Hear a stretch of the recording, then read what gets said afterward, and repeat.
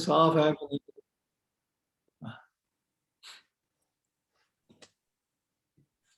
क्यों कंट्री में आ गया ऐसे। अस्सलाम वालेकुम, गुड इवनिंग दोस्तों। आज मैं आपसे मुखातिब हूँ यहाँ बरतानिया से, और हस्बे साबिक हमारा जो रोना है वो जम्मू कश्मीर के हालात और वहाँ पर हुए वाक़यात और उसके थोड़े से तजिए करना, ताकि दोस्तों को, साथियों को और जो कश्मीरी दुनिया में रहते हैं उनको इस बात का इल्म हो कि वो कैसे देख रहे हैं मामलात को और हम उसको कैसे देखते हैं। तो इस हवाले से आज थोड़ी सी गुफ्तगू करेंगे हम। और आज की गुफ्तगू में शरीक हैं हमारे दोस्त इरशाद मलिक एडवोकेट, जिनका ताल्लुक हिंदुस्तानी ज़ेर इंतज़ाम कश्मीर से है, और वैसे वो वहाँ शबीर शाह साहब की जमात डेमोक्रेटिक फ्रीडम पार्टी की नुमाइंदगी करते हैं, बरतानिया में मुकीम हैं आजकल। और हमारे दूसरे दोस्त जाने पहचानी शख्सियत हैं बरतानिया की, और बड़े अरसे से ये तहरीक के साथ वाबस्ता हैं और सारी दुनिया में घूमते हैं अपना मौक़िफ़ उजागर करने के लिए। जनाब अब्बास भट्ट साहब, ये हैं चेयरमैन कश्मीर नेशनल पार्टी के। Welcome to the show both of you जी। Thank you. तो आज की बातचीत के हवाले से मैं चंद गुजारिशात थोड़ी पेश करूँगा। उसमें सबसे पहले बात करना चाहते हैं जो पाकिस्तान के ज़ेर इंतज़ाम कश्मीर में इंतखाबात का अमल मुकम्मल हुआ है गुज़श्ता हफ्ते, उस पर बहुत सी चीज़ें सामने आई हैं और आपकी तवज्जो मैं चंद मामलात की तरफ दिलाना चाहूँगा।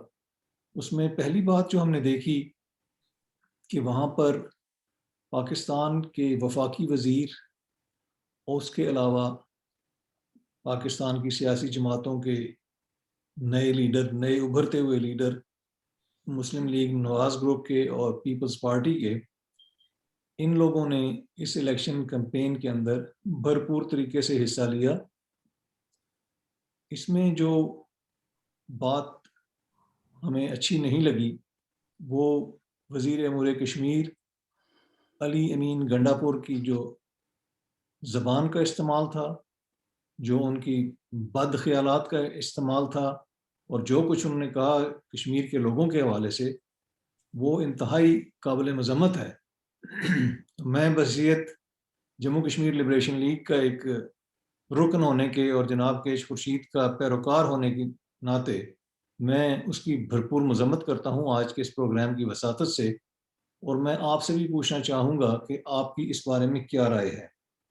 तो हम आगाज़ करते हैं इस पर। इरशाद मलिक साहब, आपसे, आपने कैसा देखा इस इलेक्शन कैंपेन को और वफाकी वज़ीर के जो किरदार था, रवैया था और कानून की धज्जियाँ जिस तरह उसने उड़ाई हैं, उन पर आपसे मैं पूछना चाहूँगा बतौर वकील, आप क्या कहेंगे?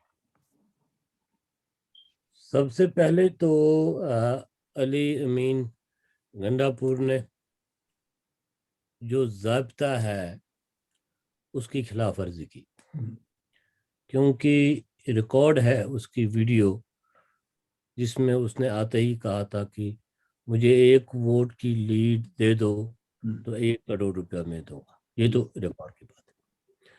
और दूसरी कि जो उसने एक खातून के खिलाफ बद जुबान इस्तेमाल की, बद इखलाकी इस्तेमाल की, जी। वो तीसरा कि जब उसको वहां पर कश्मीरियों ने रजिस्ट किया इस बद इखलाकी से, तो वीडियो पे दिखाया गया कि वो हवा में फायरिंग भी करता है। जी। और इसके अलावा जो सबसे बड़ा जुर्म उसने किया, जुर्म ये कि जब बाकी कैंडिडेट्स या लोगों की शिकायत पे इलेक्शन कमीशन ने उसको ये कहा कि तुम कश्मीर छोड़ दो, आज़ा ये जो है जो इलाका है, जी। तो उसने ऐसा नहीं किया। बल्कि इस हुक्म के बाद वजीर आजम पाकिस्तान ने उसको अपने हेलीकॉप्टर में लिया और उससे तकरीरें करवाई। जी ये तो एक इंतहाई ज़ाब्ते के खिलाफ, कानून के खिलाफ उन्होंने बातें की। जी अब दूसरी बात ये कि इस इलेक्शन में जो मुझे खरीद फरोख्त वो हमें पता चलता है, जी वो तो सब लोग करते हैं। सही।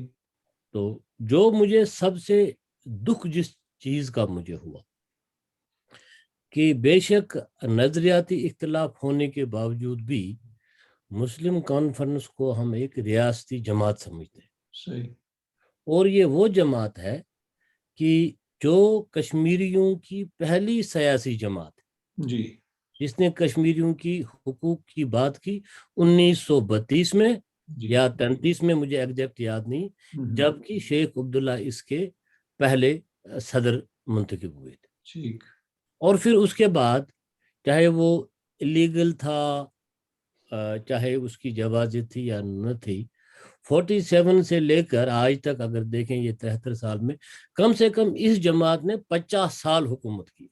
जी अब पाकिस्तानी तंजीमें और पाकिस्तानी गवर्नमेंट और पाकिस्तानी एजेंसीज और एस्टेब्लिशमेंट कामयाब हो गई है कि उन्होंने अपनी तंजीमों को वहां पे इंस्टॉल किया, जी और वो अरब एंड कैमल वाली बात जो है, जो हम्म, रियासती तंजीमें थीं, जी हालांकि उनके साथ हमारा इतना नहीं, लेकिन रियासती तो है ना, बिल्कुल। तो एक सीट उस तंजीम को मिली। और दूसरी तंजीम जो लड़ रही थी, जिसका एक कायद, एक बेनज़ीर जिसकी पोजीशन थी केच खुर्शीद साहब की, लिबरेशन लीग, जी उनको एक सीट भी नहीं मिली, नहीं मिली। और दूसरी तंजीम को एक सीट मिली। जी यानी कि अभी ये कुल मिला के ये 50 या 55 सीटें अगर बनती हैं जी खवातीन मिला के, तो इसमें कश्मीरी तंजीम को एक सीट मिली है। बिल्कुल। हालांकि वो भी मिलिट्री डेमोक्रेसी की बात करता है उसका सरबरा, जी लेकिन है तो कश्मीरी तंजीम, रियासी तंजीम। सही। तो ये एक चीज मुझे इसमें लगी। बाकी तो ये हमेशा इनका वतीरा रहा है हम्म, कि सेंटर में जिसकी ऑर्गेनाइजेशन है, जी हाँ जिसकी हुकूमत होती है, वही आता है। लेकिन इस बार कुछ ज्यादा हो गया। सही। इस बार इस हद तक इन्होंने जी सिर्फ वोटर ही नहीं खरीदे, इन्होंने बिल्कुल। लीडर भी खरीदे।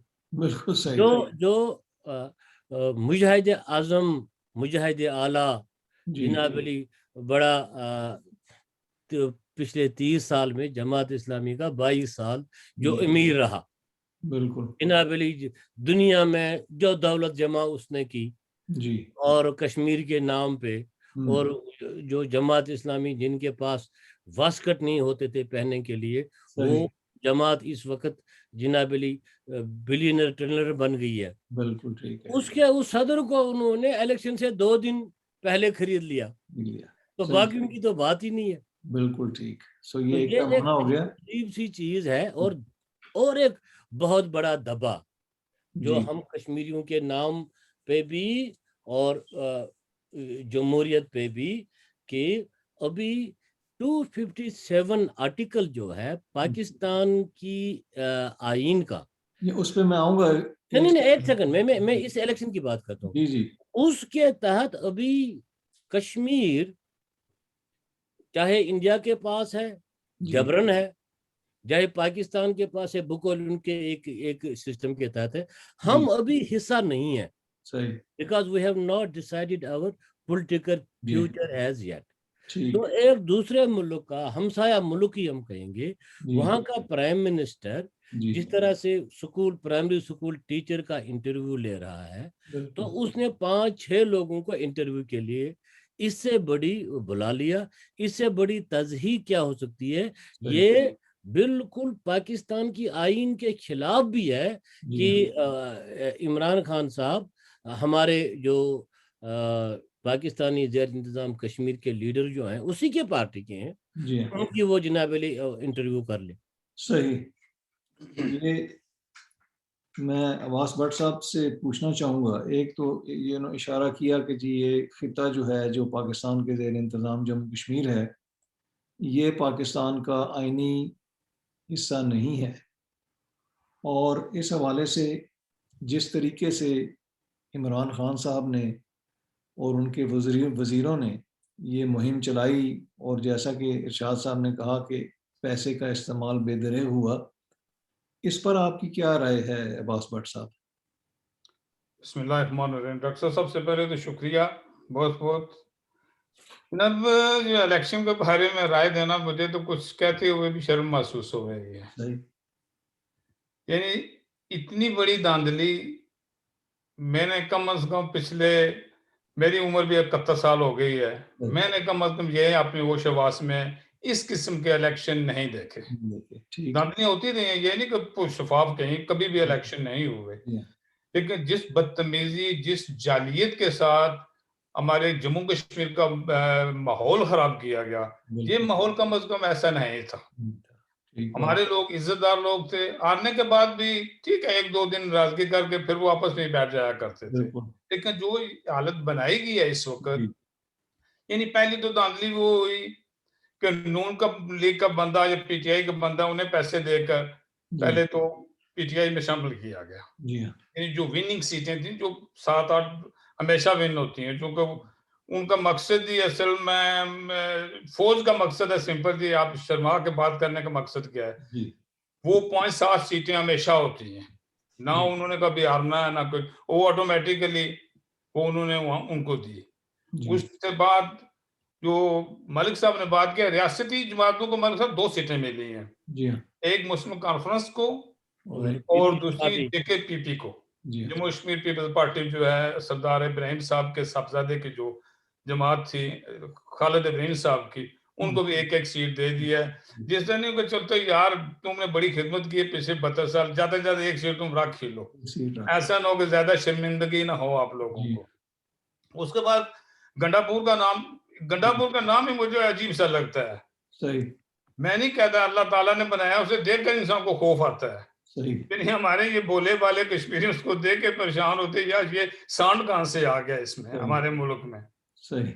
और फिर ये बात सबसे है कि वफाकी वुज़रा का, जो पाकिस्तान के वफाक का वुज़रा का आज़ाद कश्मीर में जाना ही इलीगल है। बिल्कुल। क्योंकि they are tax payer money वो लेते हैं, वो पीटीआई की वहां कंपेन करने के लिए नहीं जा सकते। बिल्कुल। पीटीआई के बाकी मेंबर जा सकते हैं, लेकिन प्राइम मिनिस्टर ऑफ पाकिस्तान और जो वुज़रा हैं, वो जाना, उनका वहां जाना इलीगल है, गैर कानूनी है। सही। और फिर जो जाके वहां पे उसने तमाशे लगाए, यानी सामने उसको इतना भी एहसास या अक्ल नहीं है कि ये सामने में नोट दूंगा। आजकल के दौर का मीडिया, हर बंदे बच्चे के पास फोन है, वो फोटो वगैरह बना रहे हैं, फिल्में वगैरह बन रही हैं, वो खुद पैसे निकाल के दे रहा है। जी हाँ। और फिर जब इलेक्शन कमीशन ने महसूस किया, यार ये गोलियां भी चल रही हैं, यहाँ को कत्ल गारत हो जाएगा, कोई नुकसान, बड़ा नुकसान हो जाएगा, उससे बचने के लिए उसे रियासत बदल का हुक्म दिया गया। उसने जिस तरह नहीं हमारे यहाँ के होते लोफर लफंगे 2 उंगलियां दिखा के चल पड़ते हैं, उसने 2 उंगलियां दिखा दी। बदकिस्मती के साथ जो उसका अपना सरबराह है, उसने 2 के बजाय 4 उंगलियां दिखाई हमें, वो खुद उसको हेलीकॉप्टर में बैठा के वो साथ लेके घूम रहा है। वो तकरीरें भी ऐसी कर रहे हैं, उनका अल्फाज का चुनाव देखें, उनके अल्फाजों का। जी। जब प्राइम मिनिस्टर एक पार्टी का, एक मुल्क का प्राइम मिनिस्टर जो होता है, वो अगर गंदी जबान इस्तेमाल करेगा, बेहुदा जबान इस्तेमाल करेगा, तो उसके नीचे उसके जो वुज़रा हैं, जो उसके मशीर हैं, उनसे क्या एक्सपेक्ट किया जा सकता है? सही बात। पाकिस्तान को तो ये तबाही के दाने पर लेके चली गई, ये इमरान खान की जमात और इमरान खान खुद। लेकिन बदकिस्मती से जो इखलाकी तकाजे थे ना, उन अखलाक को भी तबाह करके रख दिया। बिल्कुल ठीक। ना बड़े की इज्जत है, ना छोटे का कोई एहतराम है, ना प्यार है, ना किसी औरत की इज्जत महफूज है वहां पर। हर किसी को गालियां दे रहे हैं, हर किसी को उल्टे जितने उल्टे काम जिंदगी में हमने नहीं देखे ना, वो उल्टे काम वहां पर हो रहे हैं। लेकिन बदकिस्मती हमारी ये है जो उसके बाद जो अब वाकया हो रहा है, आज 8 के 9 दिन हो गए इलेक्शन को हुए। जी।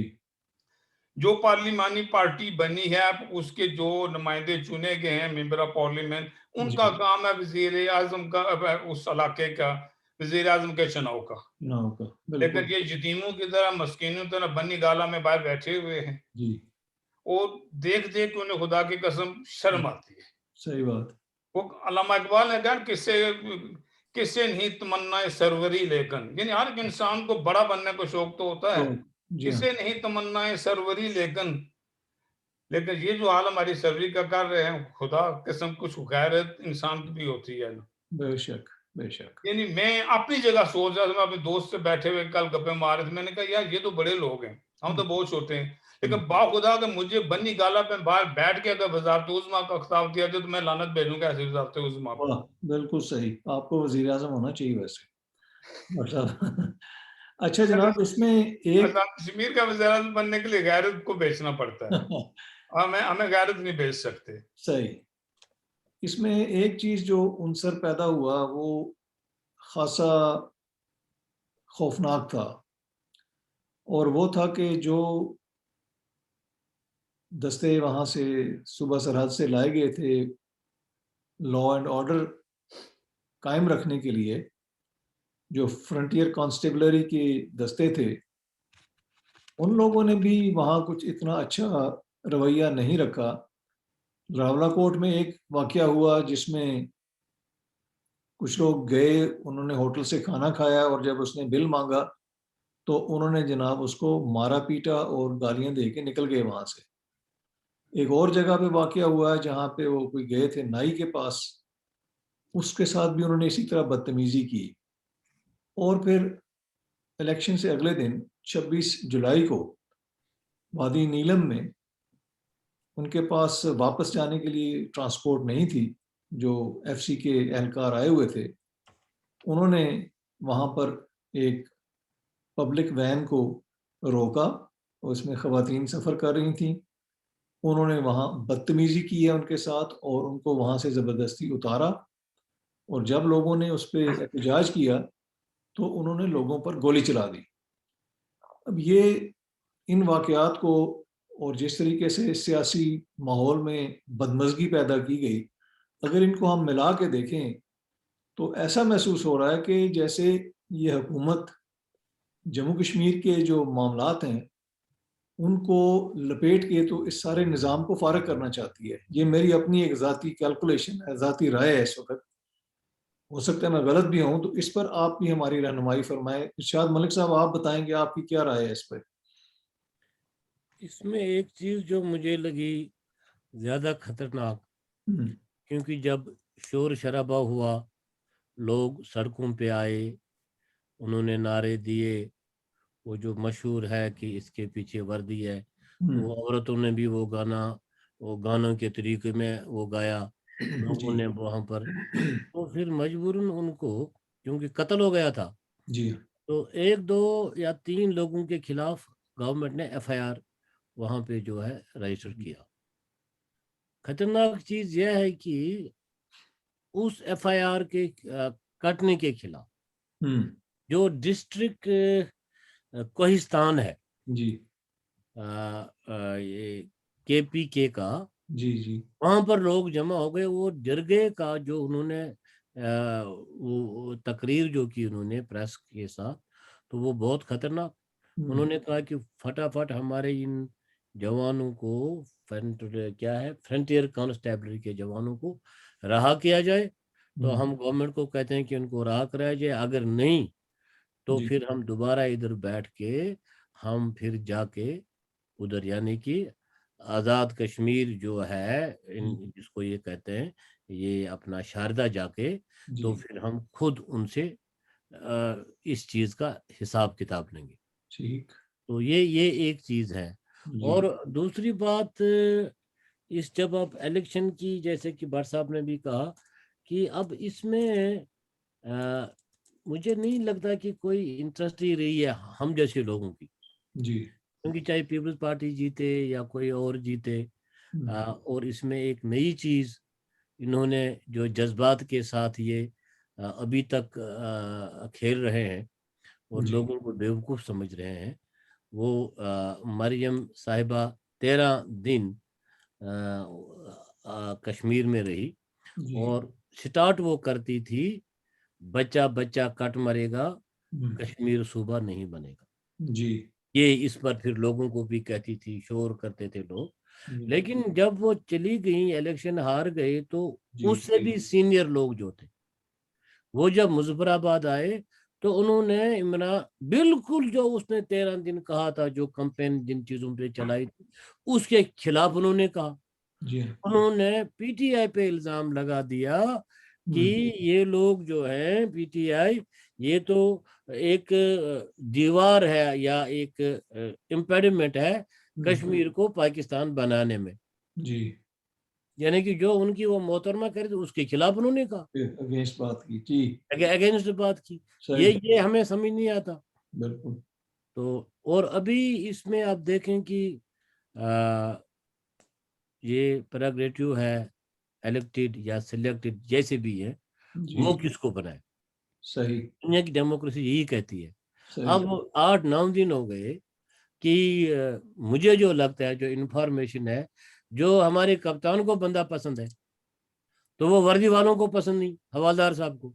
ठीक, अब कप्तान में और हवालदार में प्रॉब्लम है। ठीक। अभी तक चलिए 13 वो तो दिन में हाँ, ये, वो जब आएगी सामने तो फिर हम बात करेंगे उस हाँ, पर। ये फैसला नहीं हो रहा है। बस भट्ट साहब, आपकी क्या राय है जी, ये सारे वाकयात जो गुजरे हैं, और इसको अगर हम पूरे इलेक्शन की जो कैंपेन है उसके तनाजर में देखें तो क्या नक्शा उभर के सामने आ रहा है जी?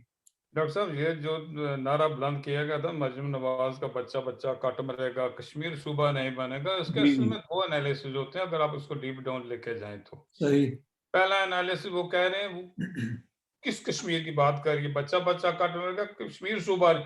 वो असल में आजाद कश्मीर की बात नहीं कर रही थी, मेरे ख्याल में वो जम्मू कश्मीर जो हिंदुस्तान के जेर आप जारी कंट्रोल है रखें, उसकी मैं बात कर रही वापस थी कि आता हूँ वो इस नहीं पर। बनेगा। जी, बात तो वो सही कह रही थी, वो बनेगा कैसे, पहले पाकिस्तान लेगा उनसे तो फिर जाके किसी को वो सूबा बनाएगा या नहीं बनाएगा ना। और उसके अलावा एक और एनालिसिस भी बनता है मलिक साहब, दिलचस्प है इसमें। सूबा तो तब बनेगा अगर हमको कोटली मीरपुर रावलाकोट मुजफ्फराबाद को एक रहने देंगे। जब हमारे टुकड़े टुकड़े कर दें, कोटली को रावलपिंडी से मिला दिया, मीरपुर को गुजरात से मिला दिया, मुजफ्फराबाद को केपी के से मिला देगा, तो सूबा कहां से बनेगा, उसके तो टुकड़े टुकड़े हो जाएंगे।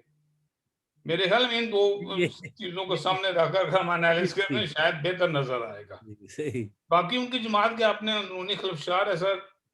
जो इम्पोर्टेंट चीज मुझे नजर आ रही है इस वक्त, जो हिंदुस्तान ने 2 साल पहले किया था, यानी वहां का जो जम्मू कश्मीर का हिस्सा था उसमें से लद्दाख को अलहदा कर लिया, बाकी जम्मू और वादी को वो रियासत का हिस्सा रहने दिया। अब भी अफवाहें चल रही हैं। आज भी सुबह प्रोग्राम था रविंद्र साहब के साथ, उनसे भी यही बातें, उनके एनालिसिस से यही नजर आ रहा था कि जम्मू को भी कोई अलहदा ही कर रहे हैं, वादी वालों को अलहदा कर देने करने के चक्कर में पड़े हुए हैं। और उसी के देखा देखी असल में पाकिस्तान भी वही काम कर रहा है। पहले पाकिस्तान ने किया, फिर हिंदुस्तान ने किया, फिर हिंदुस्तान थोड़ा आगे निकल गया, आप पाकिस्तान वही चक्कर चला रहा है असल में। जहां तक मेरी अपनी जात का तल्लक है, अगर वाकयात को आप सामने रख कर एनालिसिस करें, मुझे तो ये लगा कि दोनों आपस में मिले हुए हैं। और जिस तरह हमारी पहाड़ी जुबान में करें, कुत्ती चोराना मिली हुई, हाँ जी, बात वही असल में है। दोनों आपस में मिलकर बेवकूफ हमें बना रहे हैं, ख्वाह वो श्रीनगर वालों को हो, ख्वाह कोटली वाले हों, ख्वाह वो गिलगित वाले हों, हमें बेवकूफ बनाया जा रहा है, कभी कुछ बताकर कभी कुछ बताकर। दोनों ने फैसला कर लिया है कि इनको आपस में तकसीम कर लो। इसके अलावा आप पिछले आप इसी चीज से अंदाजा करें, जो अब तो साबका कहना चाहिए ना, फारूक हैदर साहब जो प्राइम मिनिस्टर ऑफ आजाद कश्मीर थे, जब उन्होंने वो जनरलों के साथ मुलाकात की थी तो बाहर आकर कहा कि मैं शायद आखिरी प्राइम मिनिस्टर होऊंगा आजाद कश्मीर का। इससे क्या नजर आ रहा था, उनको कुछ ना कुछ तो बताया गया ना, अदरवाइज वो तुक्के में तो गप नहीं लगा रहे थे ना। सही, कि आज कश्मीर भी आप हमारे हाथों से जाने वाला है, मुझे तो ऐसा नजर आ रहा है। इसके भी टुकड़े टुकड़े कर दिए जाएंगे जी, और उसको जम कर दिया जाएगा पाकिस्तान के मुख्तलिफ सूबों में या उनके सही, मुख्तलिफ शहरों में या मुख्तलिफ डिस्ट्रिक्ट्स में। बिल्कुल आज मैं कोहली का रहने वाला हूँ, मुझे ये अपना ही अंदाजा कि 6 महीने के बाद मैं पे दिवाली हो जाऊंगा। सही, और जो वेपर वाले डिस्ट्रिक्ट है वो गुजराती बन जाएंगे। गुजराती हो जाएंगे। यही कुछ आसार नजर आए और दोनों इसमें बराबर के शरीक हैं।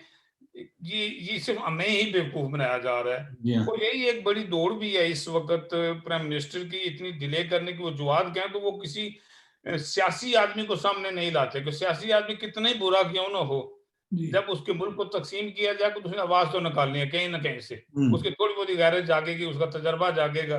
सही। उनका काम है वो किसी ऐसे बंदे को ले, उसे काम कराया, उसके पास उसका क्या जाता है, वो जो वो मर्जी, तो वो एक बिजनेसमैन है, बिजनेसमैन है, अपने बिजनेस पर तवज्जो देनी है, कश्मीर को भूल जाएगा सही वो। बात। ये तो मेरी अपनी सोच है। बिल्कुल, इससे इत्तेफ़ाक है मुझे भी। और मेरा ख़्याल है कि जो इस वक़्त अफ़वाह गर्म है, वो कहते हैं कि इमरान खान किसी बुज़दार की तलाश में है, हम्म। ताकि जो उसको कहा जाए वो यस सर करके उसको अंगूठा लगा दे। अच्छा, आपने एक बात की कि जी बस। ये दोनों तरफ जो है वो मामलात ख़राब हैं। तो उस हवाले से मैं एक और गुज़ारिश आप लोगों से करना चाहूँगा कि 5 अगस्त 2019 को हिंदुस्तान के ज़ेर इंतज़ाम कश्मीर का जो स्टेटस है, उसको उन्होंने वज़ीर-ए-आज़म हिंदुस्तान नरेंद्र मोदी साहब ने उसका स्टेटस जो है वो तब्दील कर दिया और उसको एक प्रेसिडेंशियल ऑर्डर और फिर उसके बाद उसको पार्लियामेंट से मंजूर करवाने के बाद उसको यूनियन टेरिटरी बना दिया गया। और उसके पीछे जो उन्होंने वजह पेश की वो थी वहाँ पे दहशतगर्दी और लोगों की जान और माल का ज़ियाँ। चूँकि उससे पहले जो पुलवामा का ब्लास्ट हुआ था और वहाँ पे जो धमाका किया गया जिसमें बहुत से फ़ौजी मारे गए और उनकी ज़ख्मी हुए और सारे हिंदुस्तान में उस पे बड़ा गम और गुस्सा था। और उसी के तनाज़ुर में जो इलेक्शन फिर हिंदुस्तान में करवाया गया, तो उसमें मोदी साहब को एक भारी अक्सरियत से मैंडेट मिला। जब ये इन्होंने कर दिया 5 अगस्त का वाक़या जो सिलसिला किया, तो उसके बाद हमने ये देखा कि इस तरफ क्या रिएक्शन हुआ कि लोग कहते थे कि हमने जनाब इस पे एहतजाज करना है। एक आध तंज़ीम ने ये भी कहा जी हम बॉर्डर की तरफ जाएँगे और हम इस पर एहतजाज करेंगे, हम बॉर्डर क्रॉस करने की कॉल देंगे। तो उस पर इमरान खान साहब थे उस वक़्त, वो शायद अक़वाम मुत्तहिदा का इजलास होने वाला था, तो अगस्त में उन्होंने कहा जनाब कि आप कुछ देर सब्र करें, तो मेरे दौरे का इंतज़ार करें। और उस दौरे के बाद जो कुछ हुआ कि जी आप हर जुम्मे को आधे घंटे के लिए एक टाँग पर खड़े हो जाएँ, कश्मीर के लोगों से यकजहती के लिए। ना इनकी बात यूनाइटेड नेशंस में किसी ने सुनी, ना इनकी बात ह्यूमन राइट्स कमीशन में किसी ने सुनी और ना ही किसी मुसलमान मुल्क ने इनकी बात सुनी सिवाय एक तुर्की के और एक शायद अपना था मलेशिया मलेशिया। और और ईरान। उन्होंने जब उनको दावत दी कि वहाँ आएँ और बात करें, तो ये उस पर भी घबरा गए क्योंकि अमेरिका नाराज़ हो रहा था। सो इस किस्म की जो सूरत हाल है और फिर कश्मीर के लोगों ने जो कुर्बानी की है 32 साल, वो सारे परेशान हैं इस वक़्त कि ये वो क्या करना चाह रहे थे, किस पे भरोसा किया था और आगे से जो है वो किस किस्म की जो है वो कार्रवाई हो रही है। तो ये परेशान-कुन सूरत हाल जो है, अब 2 दिन बाद इसको 2 साल पूरे हो जाएँगे, यूनियन टेरिटरी बने हुए। मेरी ज़ाती राय में तो जिस तरीके से ये काम किया गया, वो दुनिया में कहीं भी माना नहीं जाता। चूँकि इलाके के लोगों की आज़ादाना राय उसमें शामिल नहीं थी, ना ही वहाँ की सियासी जमातों को एतमाद में लिया गया, तो ये तरीक़ाकार तो ठीक नहीं था। लेकिन उसके बाद जो चीज़ हमने देखी है कि कश्मीर के अंदर जो खून बह रहा था, जिस तरह से लोगों को मारा जा रहा था और जो खुलेआम लोग फिरते थे और कत्ल होते थे लोग, उसमें बहुत हद तक कमी हो गई। तो इस हवाले से मैं चाहूँगा कि आप हमें कुछ बताएँ इरशाद मलिक साहब। अ, इसमें कि पहले आपके सवाल के जवाब दूं, जो उससे जी, पहले बात कर रहे थे आप और भट्ट साहब कि ये दोनों ममालिक शायद इसमें पूछें, तो इस पर मैंने एक लंबी नज़म लिखी है कश्मीरी में, जी, जी। तो उसका आखिरी शेर आपको सुनाता हूं मैं भट्ट साहब। जी जी। आखिरी आखिरी शेर है उसका। तो तर्जुमा भी करेंगे बाद में। और तर्जमा भी करूंगा। यह है इरशादो सप छन जान सत मोदियस छी इमरान वन बल कराम पाम पाम क्या ताम छु गसन। यानी कि इरशाद अब चुप ज्यादा करना भी ठीक नहीं है। हुँ, इस मामले में सीट मोदी इमरान, मोदी जी के इस हरकत में, इस फैसले में इमरान साहब का कंसेंट है, आशीर्वाद शामिल है। क्या हाँ, बात है। नहीं आशीर्वाद नहीं, आशीर्वाद देने वाला कौन होता है, कंसेंट, जी। कंसेंट शामिल है। हम्म। और अब ये यूं ही शोर शराबा करता है और कोई बहुत बड़ी बात होने वाली है। सही ये है। इसका मतलब है। देखें कि मैंने कल भी एक प्रोग्राम में ये बात की कि as a student of law, जी। जब आपके पास कोई आई विटनेस नहीं होता, सही। तो then the court decides on the circumstantial evidence, substantial evidence. जो जी। सर्कमस्टेंसेस बन रही हैं। जी।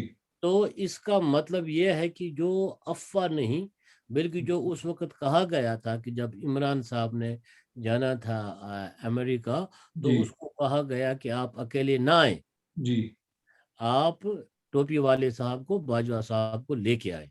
जी। और असल बात बाजवा साहब ने ही की, सही। और ये उसी वक्त तय हो चुका था। ठीक। जो उस वक्त तजिए लोगों ने किए, तो अब तो वो सच सामने आ रहा है। जी हाँ। उसी वक्त ये तय हो चुका था। सही। तो इसमें अभी हमने ये जो शोर शराबा हुआ, तो अभी आपने कहा कि दो चीजें, जी। कि मैं ये कल भी कहा था कि मुर्गे में और इमरान खान में कोई फर्क है नहीं। ठीक। मुर्गा जब बांग देता है तो जब बांग देता है तो फिर वो नमाज नहीं पढ़ता। नहीं पड़ता। किसी ने नहीं देखा है, सही। न वो वजू करता है, बस अजान देता है, सिर्फ। नमाज नहीं पढ़ता। जी हाँ। इसी तरह से इमरान साहब जब तकरीर करता है तो उस पर अमल नहीं करता। बिल्कुल। और ये जो आपने सही बात की कि ये जो abrogation of article 370 ji. 35A, इसकी जवाजत नहीं बनती, सही। बिल्कुल जवाजत नहीं बनती। ठीक। ये कश्मीरियों की असेंबली से, हालांकि 370, जब आप देखेंगे आज से 30 साल 40 साल पहले जो 370 था, तो एक किस्म का वीजा लेकर इंडियंस को कश्मीर आना पड़ता, ठीक। बख्शी साहब की हुकूमत तक। जी। फिर आहिस्ता आहिस्ता आहिस्ता ये खत्म हो गया था।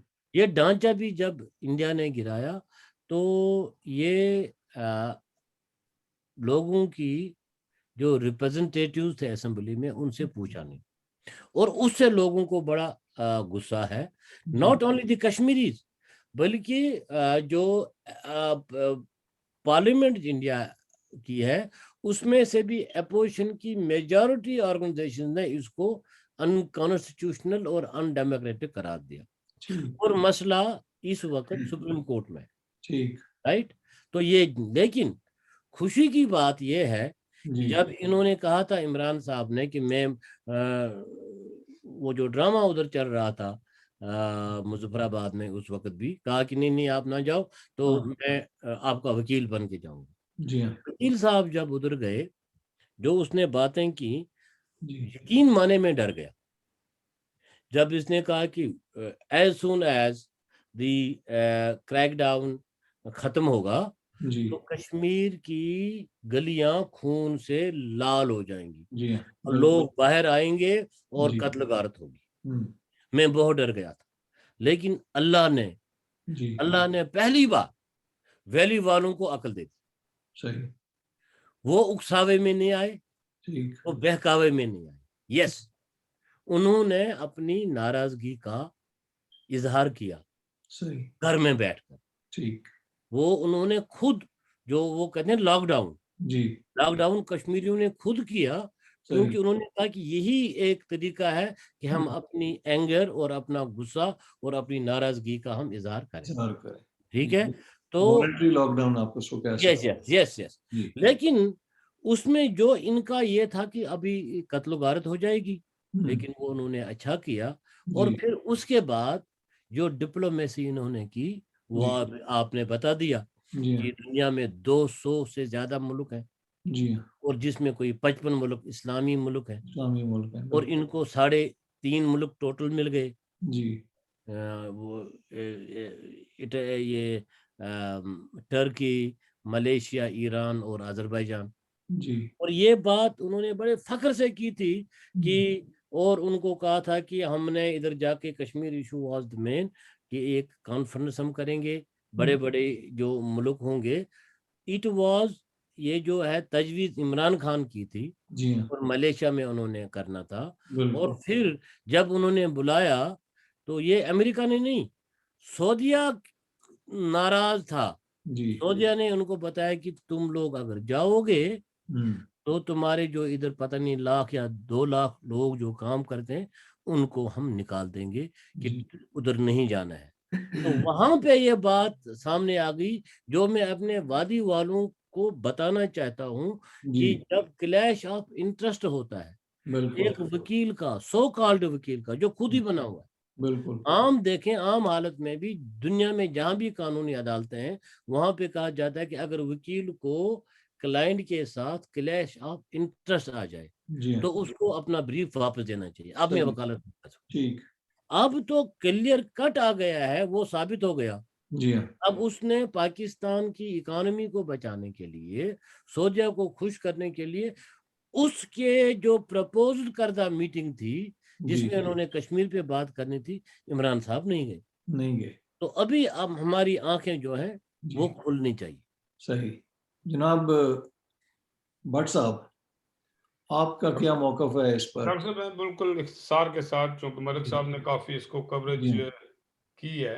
जी, जब इमरान खान साहब जनरल असेंबली में तकरीर करके वापस आए थे, जी, हस्बे मामूल जिस तरह उनका तरीक़ाकार है डायलॉग बड़े बोलने का, उन्होंने कहा था कि मुझे आज महसूस हो रहा है कि 92 वाला वर्ल्ड कप जीत के वापस आ जी रहा हूँ। हाँ, बिल्कुल।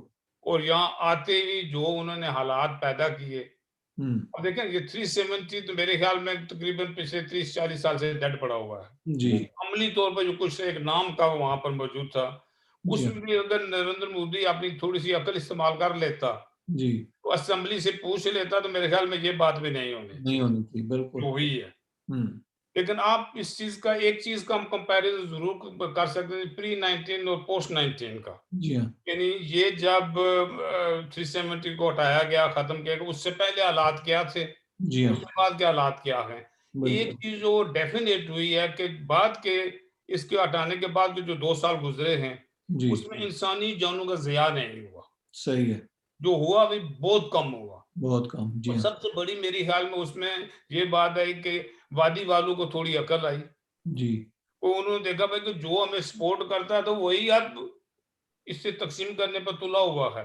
बिल्कुल। कोई हिंदुस्तान के साथ मिल के मामलात जी, को ख़त्म कर रहा है, तो हम हुँ, अपनी जानें क्यों दे रहे हैं? किस बिल्कुल, मकसद के लिए दे रहे हैं? तो बिल्कुल कम सही। अज़ कम मैं कहता हूँ कि अगर 100-50 बंदे कश्मीरी बच गए, तो मुझे कम अज़ इसी में खुशी है, लानत भेज दो 370 पे। ठीक, इसी तरह बिल्कुल, 35 ए वाला जो मामला है, बिल्कुल वो सही। मैंने आज बात की थी, उसी हुँ, एक प्रोग्राम में था, मैंने कहा कि 35 ए को मुझे ये समझ कभी नहीं आई जी, कि 35 के पीछे क्यों हम पड़े हुए हैं? मैं जी, बेसिकली एक अकाउंटेंट, जी हाँ, मैं ये महसूस करता हूँ कि 35 ए का वहाँ नहीं होना चाहिए। जी, दुनिया ताकि दुनिया भर से इन्वेस्टर आएँ और हुँ, हमारे इलाकों में इन्वेस्ट करें। बिल्कुल, बड़े-बड़े होटल बनाएँ, इंडस्ट्रीज़ बनाएँ, प्रॉस्पेरिटी मुल्क में आए, जी, लोगों को नौकरियाँ मिलें और इकोनॉमिकली जो है वो हमारा डेवलप जम्मू कश्मीर जो है वो एक बेहतर जगह बने। ठीक, लेकिन खुदा जाने इनके दिमाग में क्या पड़ी है कि भाई हुँ, हम गरीब हैं, वो आएँगे दिल्ली से खरीद लेंगे। वो जी, भाई क्या खरीद लेंगे हमसे? हुँ, ज़मीन उठा के दिल्ली तो किसी ने लेके जानी नहीं है ना। सही बात, अगर वहाँ 100 बेडरूम का एक खूबसूरत होटल 5 स्टार बनेगा, तो दुनिया वहाँ आके रहेगी। बिल्कुल, कोई सरकार उसे उठा के बॉम्बे तो नहीं लेके जाएगा। बिल्कुल ठीक बात है ये। हम एशियन लोग यहाँ पर डॉक्टर साहब आए हैं। जी हाँ, कोई ऐसा है डिपार्टमेंट जिसमें हम लोग शामिल नहीं हैं? बिल्कुल हम हर जगह स्पेन शामिल हैं। की, यूरोप की बिल्कुल, तरक्की में हमारा कितना हाथ है। बिल्कुल, वो बिल्कुल, इसीलिए है कि हमें यहाँ रहने के लिए आसानियाँ देगी। बिल्कुल, अगर मुझे ये कहा जाता नहीं कि अगर तुम भाई अगर अकाउंटेंसी की फर्म अपनी चला रहे हो, तो जी, तुम्हारा हेड अब्बास भट्ट नहीं होना चाहिए, तुम्हारा को अंग्रेज होना चाहिए, ब्रिटिश सही, होना चाहिए। तो हुँ, मुझे क्या सख्ती आई हुई थी कि मैं यहाँ पैसे इन्वेस्ट करता या मैं कोई और काम करता यहाँ पे? सही, ये सऊदीयात की हालत देख लेंगे, दुनिया क्यों नहीं यहाँ वहां से जाके सऊदीया में इन्वेस्ट कर रही है? इसलिए कि वहां पर खरीद और फरोख्त के लिए पाबंदी है, अरबी और अजमी में डिफरेंस वहां क्रिएट किया गया है। मैं तो इसलिए कहता हूँ भाई, इस इकोनॉमिक्स के असूल को सामने रखते हुए हमें पूरी तौर पर कहना चाहिए कि भाई दुनिया भर के लोगों आओ, इन्वेस्ट करो हमारे इलाकों में, कारखाने लगाओ, होटल बनाओ, सैर और तफरी के मकाम पैदा करो, खूबसूरत आबो हवा है वहाँ लोगों की, ताकि हम लोगों को रोजगार मिले, हम लोग भी जी भर के रोटी खा सकें, तरक्की करें, बच्चे इल्म हासिल करें। ठीक बात, हर चीज वहां पे पैदा की जा सकती, तो व्हाई नॉट? तो ठीक। ये अच्छा, आखिर में एक छोटा सा नुक्ता और मैं तवज्जो चाहता हूँ। अब मैं आपके पास आऊंगा इस दफा पहले जी कि बरतानिया में कहने को कहते हैं कि जी हम 10 लाख 12 लाख जो जम्मू कश्मीर से ताल्लुक़ रखने वाले लोग हैं वो यहाँ रिहाइश पजीर हैं, और ज़्यादातर लोग जो मंगला डैम बनने के बाद यहाँ आए थे उनमें वो लोग शामिल हैं। तो अब मंगला डैम की सूरत हाल ये है कि जनाब वहाँ पर उनका जो पानी है मंगला डैम में, उसका इस्तेमाल जम्मू कश्मीर के लोग नहीं कर सकते। ये इन्होंने एक वाटर सप्लाई स्कीम बनाई थी मीरपुर के लिए, तो उस पर अमल दरामद रुक गया क्योंकि सिंध वालों ने कहा जी कि ये हमारा पानी है, आप इसको इस्तेमाल नहीं कर सकते। इसी तरह से अभी जो बने हैं वहाँ पर हाइडल प्रोजेक्ट्स बन रहे हैं मुजफ्फराबाद में और आगे पीछे गुलपुर में, तो उधर भी जो है वो दरियाए नीलम का पानी उन्होंने टनल में डाल दिया और उससे ज़्यादा बिजली पैदा करने के लिए। और अब एक और हाइडल प्रोजेक्ट जो है वो दरियाए झेलम के ऊपर लगा रहे हैं, जिसमें उसको भी दरियाए झेलम को भी वो डाल देंगे सुरंग के अंदर, ताकि ज़्यादा बिजली पैदा हो और वो आबादी को बाईपास करके वो पानी आगे जाके निकलेगा। अब उसे एक तो जो माहौलियात की तबाही हो रही है वो उसको हम छोड़ देते हैं, लेकिन मुझे ये बात यानी खटकती है ज़हन में कि यहाँ पे जो आबाद कश्मीर के लोग हैं उनका ज़्यादातर का ताल्लुक जो है मीरपुर से है, मुजफ्फराबाद के लोग हैं, कोटली के लोग हैं, इनको जो है अपना हक वहाँ नहीं मिल रहा जो पाकिस्तान के ज़ेर इंतज़ाम कश्मीर है। पानी जैसी बुनियादी ज़रूरत जो है उसको भी उन्होंने डिनाई कर दिया, और ये जो है वो श्रीनगर की आज़ादी के लिए जो है वो नारेबाजी करते हैं, कभी वो जाते हैं एम्बेसियों के सामने जाके उधर करते हैं सिलसिला। तो मुझे ये बात समझाएं भट्ट साहब कि जो अपनी मुल्क की और अपने लोगों की फलाह के लिए तो बात नहीं करते, और जो इनका मुल्क, जो इनका खिता दूर है और इनके कंट्रोल से बाहर है, उसके लिए जो उठ उठ के जाते हैं, ये जुलूस निकालते हैं, हंगामे करते हैं, एहतजाज करते हैं। इसके पीछे क्या साइकोलॉजी है जी? क्या इसके पीछे वो कार फरमा है, कौन सी कुव्वत कार फरमा है जो ये सारा काम करवा रही है जी? इसका कुछ क्लैरिफाई करें भट्ट साहब आप। डॉक्टर साहब, असल में चक्कर ये हुआ कि हम लोग वहां से गुर्बत बड़ी देख के यहाँ आए जी जी। बहुत कम ऐसे लोग हैं जो किसी और पर्पज के लिए यहाँ पर आए। जी हम ज्यादातर वहां से इकोनॉमिक रिफ्यूजी हैं, जी अपनी भूख मिटाने के लिए। यहाँ हम लोगों ने मेहनत की, बाल बच्चे, उन्होंने भी दिन रात टैक्सियां चलाई, दिन रात जो भी हो सकता था 24-24 घंटे हम लोगों ने काम किया। अब आ गया हमारे पास पैसे, जी, अब पैसे आने से हम बन गए दानिशखोर। ठीक, दानिशखोर बन गए, दानिशखोर, सही, बगैर किसी सोचे, बगैर किसी समझे हर काम में हाथ डाल देते हैं अपना। सही, अगर ये डे वन हमको समझाया जाता कि भाई आपका मसला वहां तक है जो आप पर काबिज हैं लोग, जी, आपने अगर कोई चीज मनवानी हो तो उनसे मनवाएं, सही, लेकिन अनफॉर्चुनेटली उस सोच पर हम आ ही नहीं सके कभी भी। सही, यहाँ पर भी पार्टियां बन गई हैं, जी, वहां पाकिस्तान की पार्टी ज्यादा कश्मीर बनी है, वही पाकिस्तान की पार्टियां यहाँ भी आ गई हैं। अब बड़े जोशो खरोश से हम नारे लगा रहे हैं कि भाई हमें वोट का हक दो। जी हाँ, मैं अपनी जाती हैसियत से कहता हूँ कि हमें वोट का हक बिल्कुल नहीं देना चाहिए। नहीं होना चाहिए। हम यहाँ क्या करेंगे आके? जी, यानी स्वाय लड़ाई के, झगड़े के, एक दूसरे के साथ दुश्मनी पैदा करने के, अंग्रेजों को अपनी असलियत दिखाने के हम लोग को कमाई नहीं करनी है। सही बात।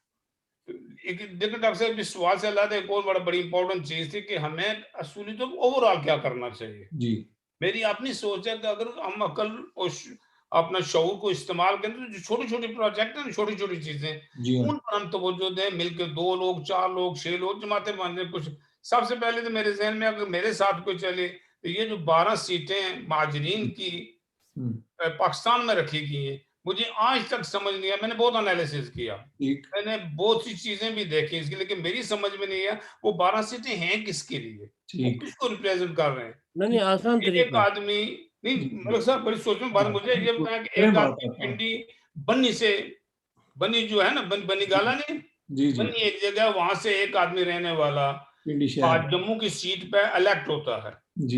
अब जो फंड है वो किसको रिप्रेजेंट कर रहा है? पुंडी को तो कर नहीं रहा, मीरपुर को नहीं कर रहा, किस जम्मू को कर रहा है? आपके पास जो जम्मू है उसको कर रहा है वो। अगर वो कर रहा है तो जो बजट उसको दिया जाएगा वो कहाँ इस्तेमाल करेगा? वो जम्मू जाएगा, नरेंद्र मोदी को दे के आएगा कि भाई ये बजट इस्तेमाल करो। ये नहीं, बेवकूफी का एक तरीका हमें डिवाइड करने के लिए। यानी ये वो 12 सीटें हैं जिन पर हुकूमत पाकिस्तान हमारा साथ खलवाड़ करती है। ये दैट इज द अगर हम ये सारी कोशिश करें मिलके कि भाई हमें ये 12 सीटें नहीं चाहिए, ये पाकिस्तान जो इस पर खर्चा करता है, जो बजट देता है, वो अपने पास रखे, हमें इसकी जरूरत नहीं है क्योंकि हमारे इस्तेमाल में ही नहीं है जी। तो why we are fighting on those 12 states. सही, तो मेरे ख्याल में शायद हम मुझे इससे आगे बढ़ सकते हैं। मैं एक बात बताऊं, वो क्यों करें? देखें, अगर किसी को, वो जो लोग हैं उनको पता नहीं जम्मू किधर है, वैली किधर है, जो ये इलेक्शन लड़ रहे हैं, लेकिन अगर उनको पैसे मिलते हैं, 5 साल ऐश करते हैं, ये काम है असल में जो पाकिस्तानी ज़ैर इंतजाम कश्मीर वाले लोग जो वाकई वोट देते हैं, उनका काम है। ये दरअसल मरकज ने अपने पास ये 12 सीटें रखी हैं, जो उधर गवर्नमेंट होती है 12 तो ये है ही, फिर उनको 5-6 टोटल चाहिए होती है, ठीक है। ये उसको अपने उस असेंबली को अपने हाथ में रखने के लिए ये बात। इसका अगर आप काउंटर करना चाहते हैं, देखिए ये तो 12 सीटें हैं, ये जो हमारा जम्मू कश्मीर है उधर तो आप लोगों के लिए 25 है जी। आप लोग क्यों नहीं कोशिश करते? हाँ भाई, जब वो 12 इधर हैं, ठीक है, जो लोग कहीं नहीं है, जो लोग कहीं नहीं है, अब एक कॉन्स्टिट्यूंसी आप जम्मू 7 या जम्मू 6 की सीट जो है वो फैली हुई है 2 सूबों पे, ठीक है, पूरा सिंध और आधा पंजाब और जनाबली पूरा बलोचिस्तान। अब अगर उस बंदे को आप 2 लाख 3 लाख देते हैं, वो क्या करेगा? वो करेगा कि एक मिनिस्टर को 1 लाख मिनिस्टर को देगा, 1 लाख खुद रख लेगा। तो मैं ये कहता हूं कि डॉक्टर साहब आपसे भी और भट्ट साहब कि ये जो 25 सीटें जी, ये भी हो सकता है मामला अभी इलेक्शन जम्मू कश्मीर में होने वाले हैं जी, डिलिमिटेशन उधर हो रहा है जी। तो मुझे ये बताएं, अगर उन्होंने कहा कि भाई आ जाओ भाई 25 सीटें उधर है, आ जाओ भाई ये ले लो अपनी सीटें, तो क्या सिनेरियो बन जाएगा? सही, इसमें मैं कुछ गुजारिश करना चाहूंगा। जो पाकिस्तान की 12 सीटें थी, ये बुनियादी तौर पर एजाजी सीटें थी और इसका मकसद ये था कि पूरी रियासत जम्मू कश्मीर को यकजा रखने का इसके पीछे सोच थी।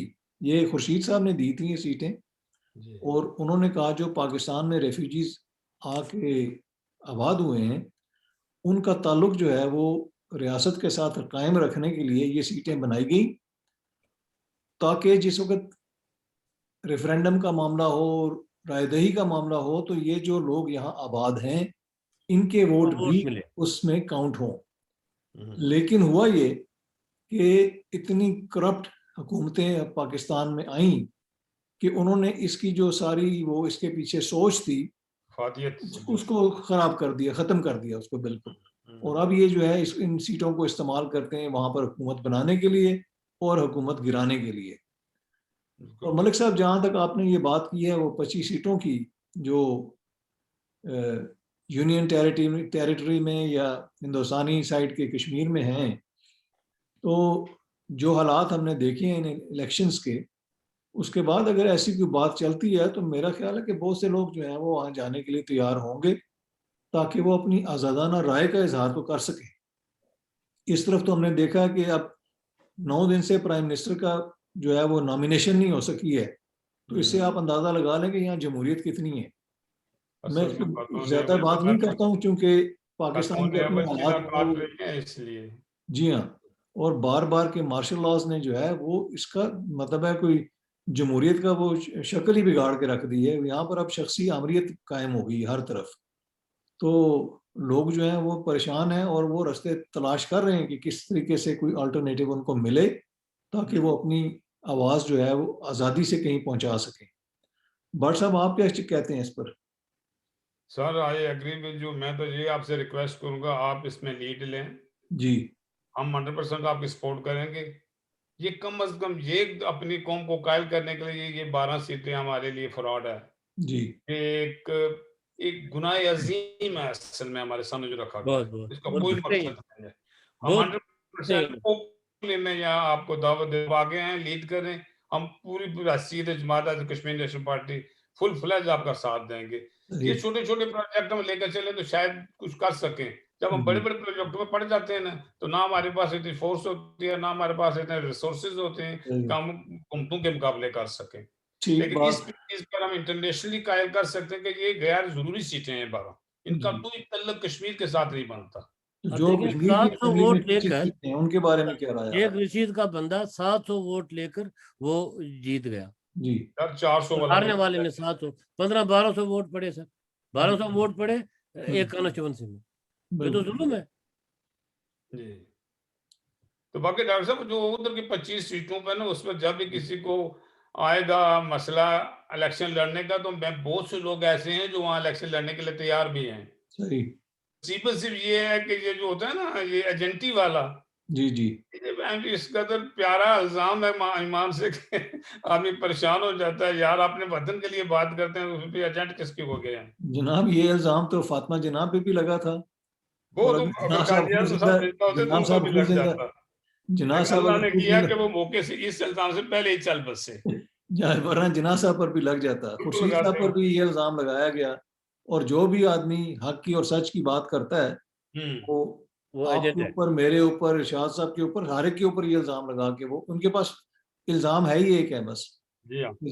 और हालांकि अगर हकीकत देखी जाए तो जो असल एजेंट ही करते हैं और जो असल उनके साथ मफादात का खेल खेलते हैं वो पाकिस्तान के रावलपिंडी में बैठे हैं या इस्लामाबाद में बैठे हैं लोग हैं।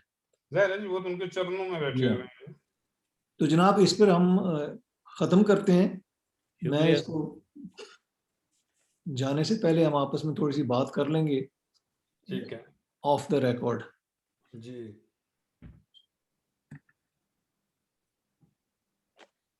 सीटों में से और प्रोग्रेस